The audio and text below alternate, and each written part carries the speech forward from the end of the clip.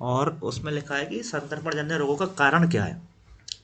तो संतर्पण जन्य रोगों में सबसे अच्छा एग्जाम्पल मैंने बताया था आपको, प्रमेह को याद रखना है आपको। तो प्रमेह के जो निदान है वो संतर्पण जन्य रोगों के निदान अप्रोक्सीमेट कंप्लीट हो जाते हैं उसी से, ठीक है। तो देखो संतर्पण जन्य रोगों में स्निग्ध, मधुर और गुरु पिच्छल, ऐसे आप आहार आप सेवन करेंगे तो आपको संतर्पण जन्य रोगों पे संतर्पण जन्य रोग हो जाएगी, ठीक है। नवान्न, नया अन्न और नई मद, नवम मदा, ठीक है। मांसस्य आनूप बारिजे, ठीक है। ये सब जो है वो नई नई चीज़ें हैं, क्योंकि इनमें जो है मधुरता ज़्यादा होती है, और मधुरता की वजह से कफ और क्लेद बढ़ जाता है और वेद बढ़ जाता है, और उसकी वजह से संतर्पणजन्य रोग होने की संभावना ज़्यादा होती है, ठीक है।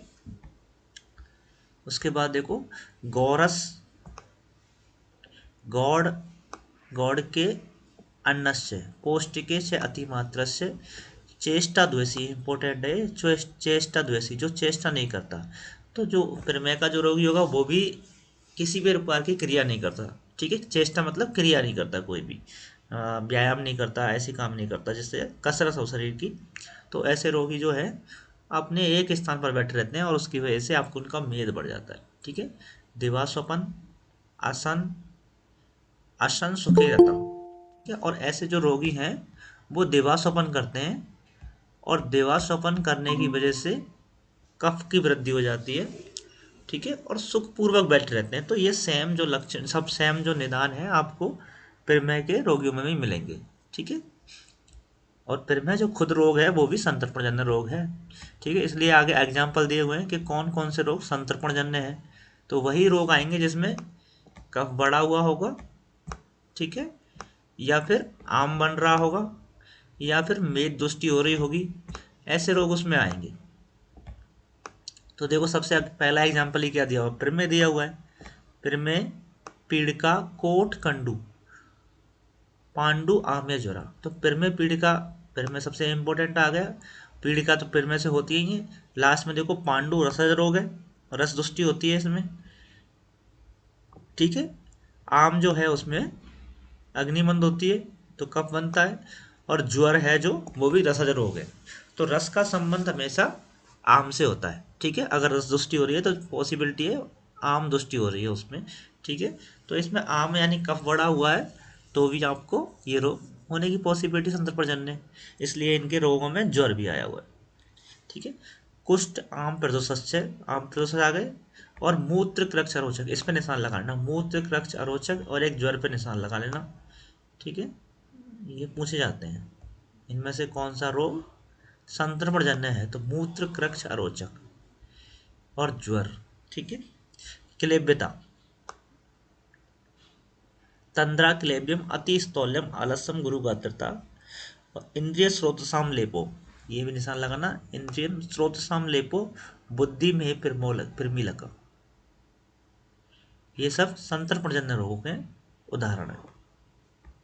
और लास्ट में सोफ, ठीक है, सोफ,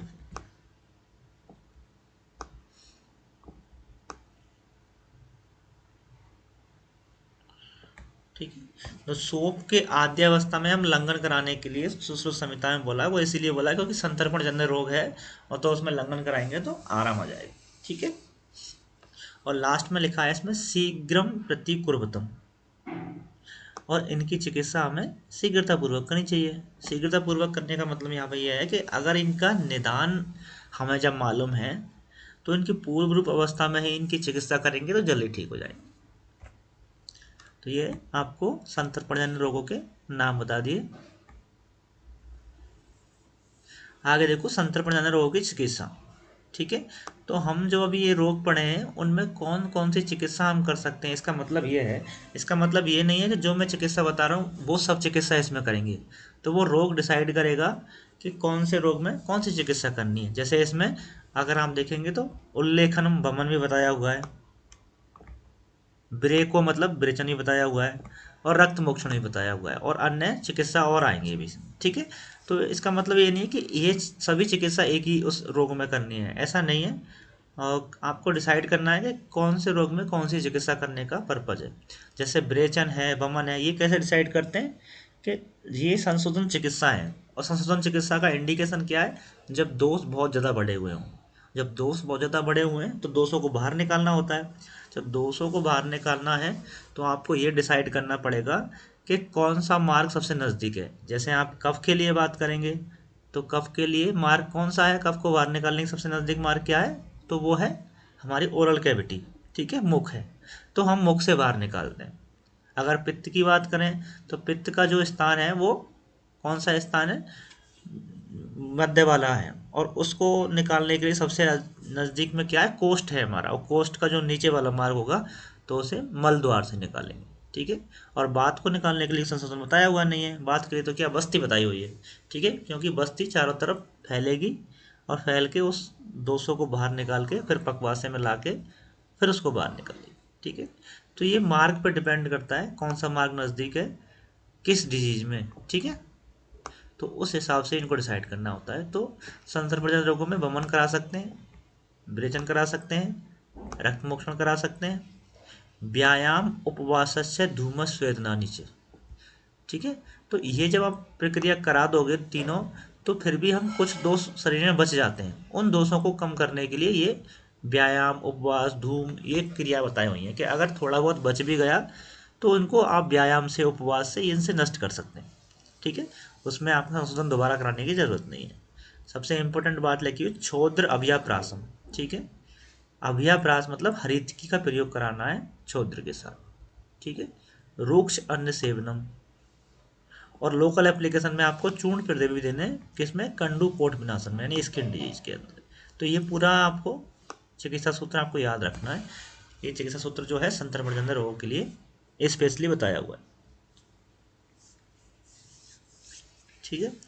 नीचे चक्रपाणी ने लिखा है कि जो अव्याप्रास हमने बताया है उस अव्याप्रास का मतलब अगस्त्य हरितकी भी है, ठीक है, अगस्त्य हरितकी का सेवन करना बताया,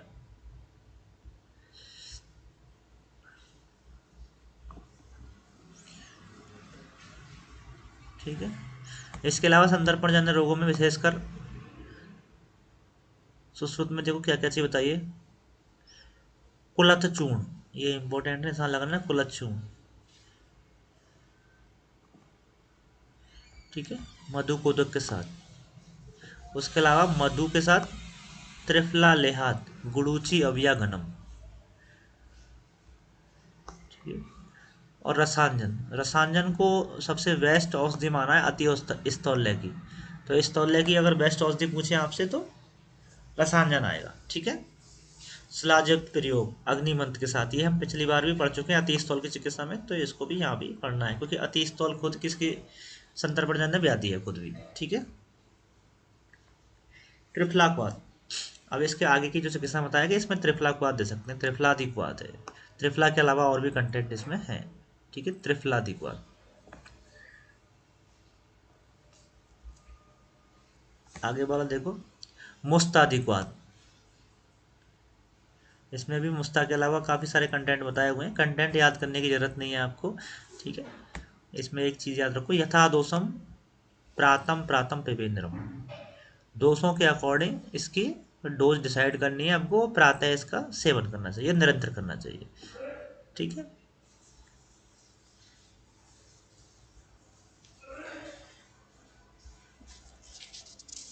और स्पेशली देखो त्वक दोष प्रशमन, त्वचा में जो दोष उत्पन्न हुए हैं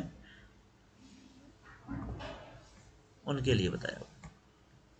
कुष्ठादि चूर्ण, जैसे त्रिफलादि मुस्तादी पढ़ा हमने, ऐसे कुष्ठादि चूर्ण पढ़ा है। इस कुष्ठादि चूर्ण को आपको पहले के दो ड्रग याद रखने हैं कि इसमें कुष्ठ भी है गोमेदक भी,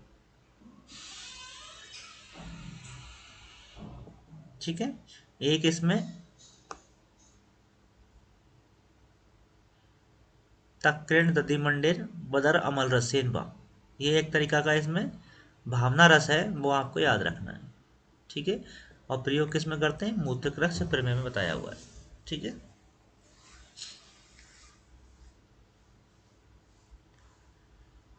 तो देखो गोमेदक मणि जो है ये इसमें बताई हुई है, तो इसके संदर्भ में बोला है कि गोमेदक की भस्म जो है उसका प्रयोग हम कहाँ करते हैं, ठीक है। तो उसके लिए अष्टांग हृदय में बताया हुआ है कि इस योग है एक गोमेदक भस्म का एक योग है जो अष्टांग हृदय में बताया है। वो उसके लिए बताया कि मूत्र कृक्ष में प्रयोग होता है। कृमीन कृमिनाशक है।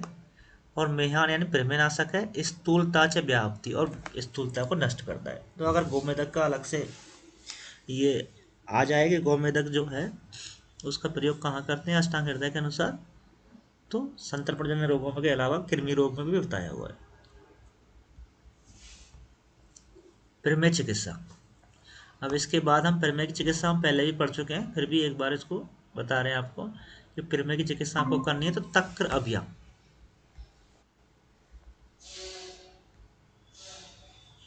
तक्र अभिया प्रयोगस्य त्रिफला रसे अरिष्टा नाम प्रयोगस्य मेहस में आद्यसम। तो देखो तक्र का प्रयोग तो करना ही है, तक्र और हृदगी का प्रयोग।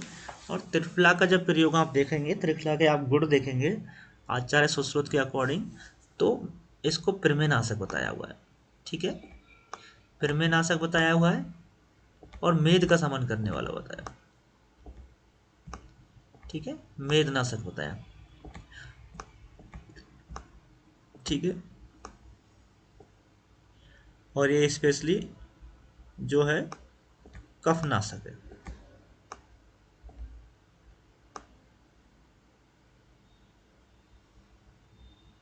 ठीक है, कफ और मेदनाशक भी इसको बताया हुआ है।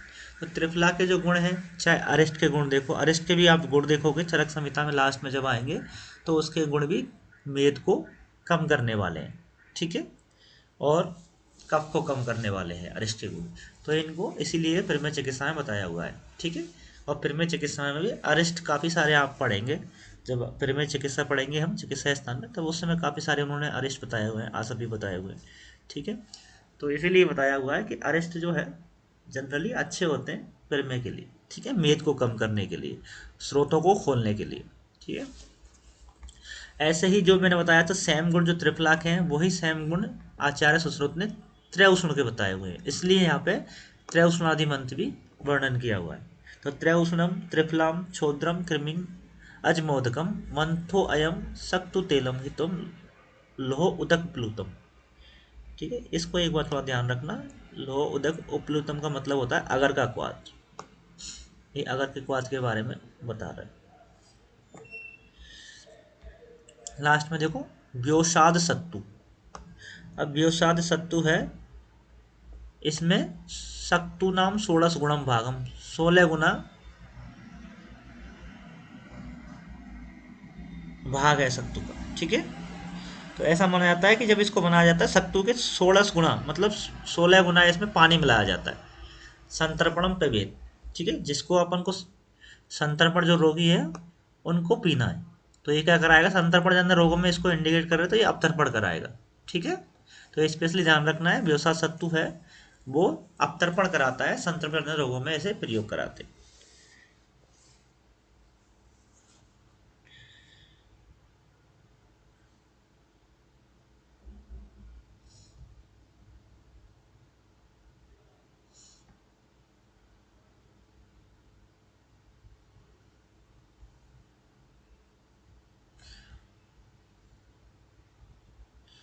अब देखो संतर्पण जन्य रोगों में आहार विहार।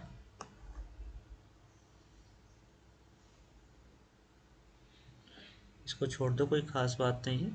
वहीं आपको रोग क्षण्य सेवन करना है, व्यायाम करना है।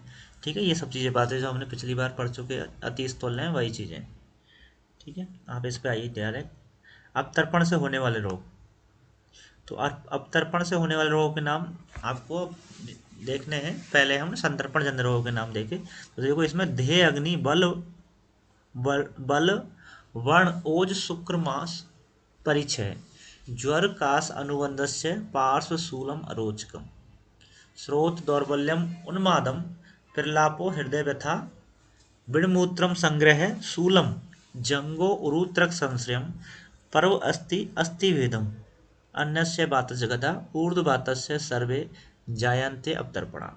ठीक है, तो ये जो डिजीज है वो आपके अवतर्पण जन्य रोगों को आती है। तो इनमें से कुछ डिजीज हैं जो हमने संतर्पण में भी पढ़ी, पर थोड़ा बहुत उनमें अंतर है। तो इनमें से फिर भी आप निशान लगाइए। देखो ज्वर काश अनुबंधस्य, इसमें निशान लगाइए। पार्श्वशूल अरोचक पर निशान लगाइए, हृदय भेदा पर निशान लगाइए, उन्माद पर निशान लगाइए, ठीक है, ऊर्ध्ववात पर निशान लगाइए।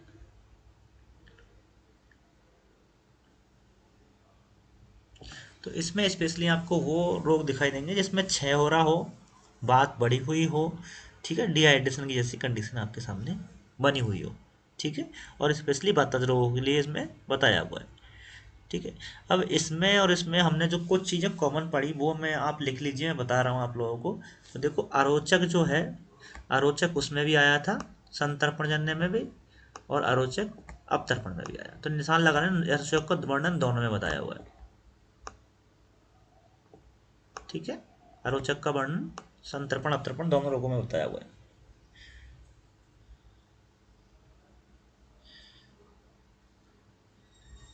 ऐसे ही ज्वर,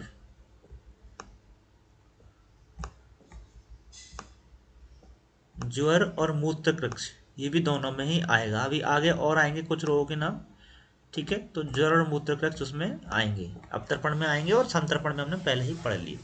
ज्वर और मूत्रकृक्ष तो ये ऐसे विकार हैं जो दोनों में बताए हुए हैं, ठीक है। इसके अलावा देखो, अगर स्पेशली पूछा तो ये जो है वो इसमें लिखा हुआ है ज्वर काश अनुबंधस्य। तो ज्वर काश के साथ अगर है तो वो अपतर्पणजन्य है, और ज्वर काम के साथ है, ज्वर काम अनुबंध, ठीक है, तो वो भी एक आएगा आगे, वो भी अपतर्पण विकारों में ही आएगा, ठीक है।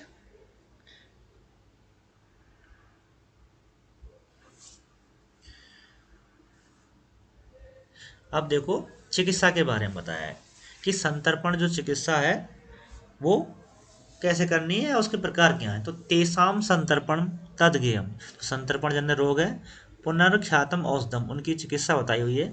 तो उनकी चिकित्सा के लिए जो औषधि बताई है उसमें देखो, तदात्वे समर्थस्य स्याद अभ्यास से तदिस्ते, ठीक है। उसकी जो औषध है हम दो प्रकार से डिसाइड कर सकते हैं, दो प्रकार से हम उनकी औषध औषध सेवन करा सकते हैं। किन में? संतर्पण जन्य रोगों में।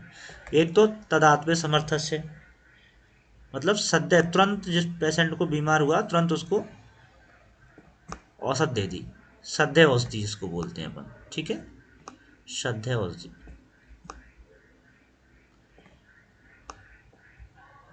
और एक अभ्यास के साथ धीरे धीरे उसको कम कम औषधि देनी है। तो ये दो प्रकार की आपकी संतर्पणजन्य चिकित्सा हो गई, ठीक है, क्षणिक और एक अभ्यासजन्य, ठीक है। तो पूछ लेता है कभी कभी संतर्पणजन्य चिकित्सा जो है वो कितने प्रकार की है, तो दो प्रकार की है, ठीक है। यह तदात्वे और स्याद अभ्यास है, मतलब धीरे धीरे किसी रोग को ठीक करना और एक साथ ठीक करना, ठीक है।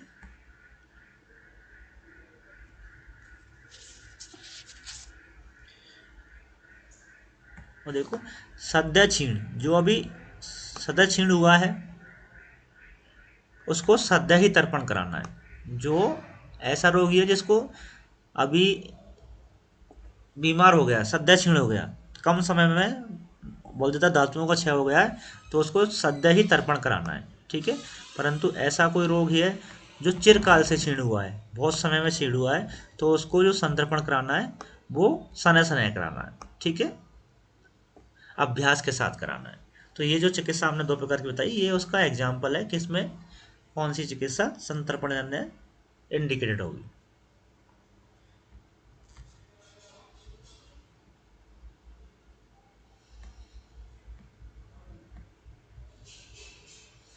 ठीक है, इसके बाद देखो यहाँ पे ज्वर काश प्रसक्ता नाम, ये जो मैंने बताया था आपको, ये भी अपतर्पण जन्य विकार है, ठीक है। मूत्र कृक्ष ये भी अपतर्पण जन्य विकार है, और हम पिछली बार भी इसको पढ़ चुके, ठीक है। इस पे भी निशान लगा सक्तु द्वगुणतो,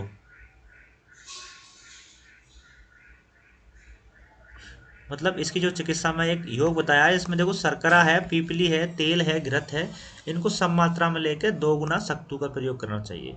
किसकी चिकित्सा है? अपतर्पण जन्य रोगों की चिकित्सा बताइए, ठीक है। और अपतर्पण जन्य रोगों को आप जब चिकित्सा में ठीक करोगे तो अल्टीमेटली आपको क्या है, बात जो वृद्धि हुई है बात को कम करना है, ठीक है। या फिर छत छीण या क्षीणता जो उसमें हुई है तो उसको कम करना है। तो अल्टीमेट बढ़ाना क्या है, आपको मधुर रस के सेवन से कफ को बढ़ाना है। तो इसमें जितने भी आपके योग बताए हुए हैं, ठीक है, वो बात का समन कर रहे हैं। तो देखो इसमें शर्करा तर्पणम, ठीक है, मदिरा सक्तु, एक ये हो गया। ठीक है, अब तर्पण के कारण मूत्र को उदावत रोग हो गया। तो उसमें देखो सर्पी दधि मंड अम्ल, या तो बात को समन करने अम्लीय है या फिर मधुर है इधर। ठीक है, तो ये कोई खास बात नहीं है, बस आपको एक इसको निशान लगाना। देखो इसमें क्या दे रखा है, खजूर मृदिका वृक्षाम्ल, सब मधुर द्रव्य हैं या खट्टे द्रव्य हैं। खट्टे द्रव्य हैं वो भी बात का समन ही करते हैं। ठीक है, इसलिए दे रखा है खजूर मृदिका अम्ल वृक्षाम्ल, ये अवतर्पण जन्य रोगों की चिकित्सा में बताया हुआ है।